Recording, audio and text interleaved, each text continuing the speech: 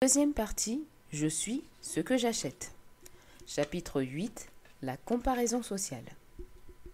L'enquête sur les valeurs, étudiée par John Helliwell, conduit à un diagnostic sans pitié pour nos sociétés industrielles dites avancées.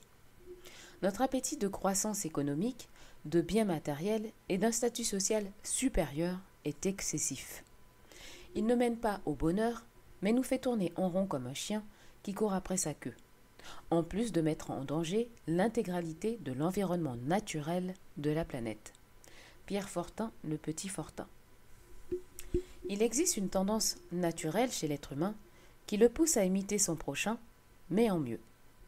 C'est ce qu'on appelle communément le phénomène des voisins gonflables.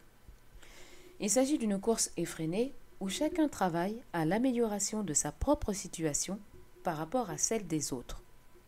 Dans son livre Le paradoxe du choix, le psychologue Barry Schwartz fait un parallèle avec une foule réunie dans un stade bondé pour regarder une partie de foot.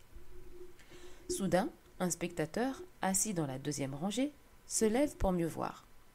Ceux qui se trouvent derrière l'imitent, pour mieux voir eux aussi, puisqu'on leur bloque soudain la vue. Très vite, c'est tout le stade qui est debout. Chacun voit le match exactement comme il le voyait avant, sauf que plus personne n'est assis. Il est difficile de réussir une décroissance durable si nous nous comparons constamment à notre voisin. Quand je dis voisin, je parle ici de nos amis, des membres de notre famille, de nos collègues de travail.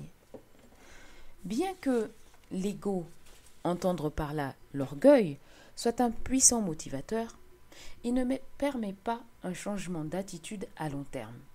Il pousse plutôt à l'envie et à la jalousie.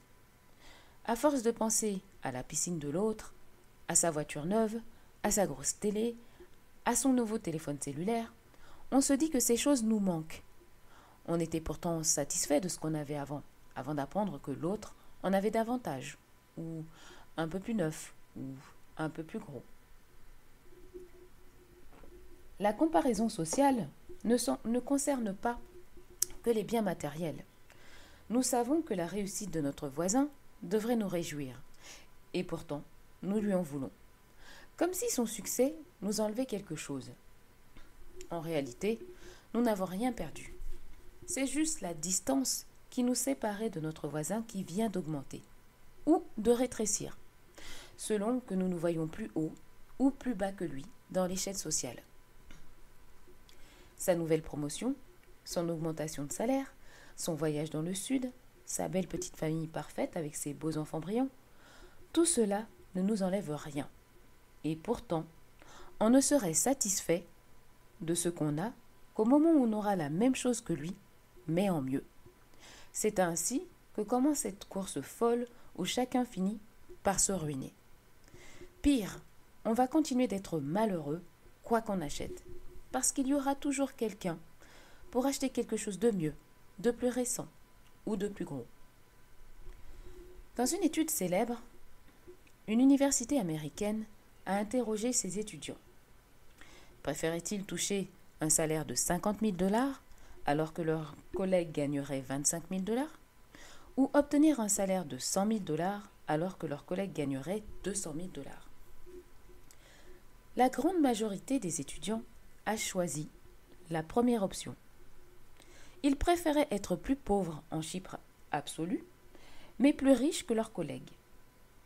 C'est d'ailleurs parce qu'ils exacerbent le besoin maladif de se comparer aux autres que les réseaux sociaux ressemblent à une invention du diable. Mais connaissez-vous quelqu'un qui, après avoir passé 1 heure ou 2 sur Facebook ou Instagram, se trouve plus satisfait de sa vie? On y a vu un tel qui vient de partir en voyage, un autre qui vient d'adopter un chien, un troisième qui a changé de voiture, un autre encore qui va se marier. Chacun de ces événements met en lumière ce que nous ne possédons pas et qui nous manque tout à coup pour être comme eux, heureux comme eux. Cette attitude est non seulement improductive, mais elle nous empêche de créer notre propre bonheur, d'écrire notre propre vie. J'étais partie de chez ma mère depuis 2 ans quand j'ai entendu pour la première fois cette expression Quand on se regarde, on se désole. Quand on se compare, on se console. Les réseaux sociaux ont rendu ce dicton désuet. Aujourd'hui, c'est quand on se regarde, quand on se compare, qu'on se désole. Parce que la technologie nous met constamment sous les yeux ce qui arrive de beau et de bon à l'autre. Le plus fascinant dans tout ça, c'est que Facebook et compagnie ne sont pas la réalité. Ils nous en présentent plutôt une image trafiquée, un peu comme ces photos de mannequins qu'on passe dans Photoshop avant de les publier. Tel ami, qui fait un voyage extraordinaire en Afrique du Sud, n'inscrira pas sous ses photos, améliorées à l'aide de filtres, qu'il est revenu ruiné, qu'il s'est querellé avec son compagnon ou sa compagne de voyage, qu'il s'est fait voler, qu'il a eu la diarrhée pendant la moitié de son séjour. Tout est déformé sur les réseaux sociaux. Le bonheur y est gonflé aux stéroïdes. Le succès est toujours spectaculaire. Le prix à payer est toujours très bas. Le but, c'est d'attirer l'attention, de faire augmenter le nombre de clics. Voir le chapitre 16, le trou noir, pour de plus amples explications concernant le rôle des clics dans notre vie. Il y a quelques années, j'ai dû passer une scintigraphie pour une blessure au pied. J'y allais d'humeur maussade, parce que cette blessure m'avait forcé à faire le deuil, pour un temps, des longues promenades avec mes chiens. L'examen a duré un peu moins d'1 heure. Quand je suis sortie de la salle, la patiente suivante attendait sur une civière dans le couloir. Le brancardier venait sans doute de lui raconter une blague, car elle a éclaté d'un rire contagieux. Comme je passais à côté, je me suis tournée vers elle. J'ai d'abord remarqué qu'elle était plus jeune que moi, d'une dizaine d'années. J'ai vu ensuite que ses bras s'arrêtaient au coude et que ses jambes s'arrêtaient aux genoux. J'ai été traversée par des émotions très fortes, un mélange de soulagement et de bonheur. Depuis, personne dans mon entourage ne m'a entendu me plaindre de mon pied. Je savais qu'il finirait par guérir, alors que les membres de cette femme ne reposeraient jamais. La psychologie humaine est ainsi faite, que la comparaison sociale a un effet positif uniquement si on se compare à moins chanceux que soi.